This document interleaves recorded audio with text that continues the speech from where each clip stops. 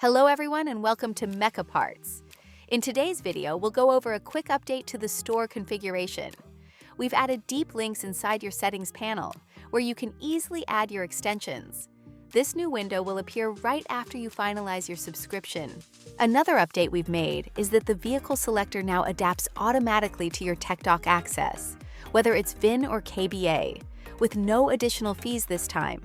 By default, it may appear at the bottom of the page, but you can easily drag it to the top as shown here. It will now only be displayed on your home page, keeping your store layout clean and optimized. As for the compatible vehicle and selected vehicle fit extensions, they'll only appear on your product page. They can also appear at the bottom, but you can drag them to the product information panel for a better display. And here's what that looks like. A home page featuring a streamlined vehicle selector, and a product page enhanced with the selected vehicle fit extension for accuracy, along with a compatible vehicle list for clarity. That's how you deliver the best user experience for your clients. Thanks for watching, and see you next time.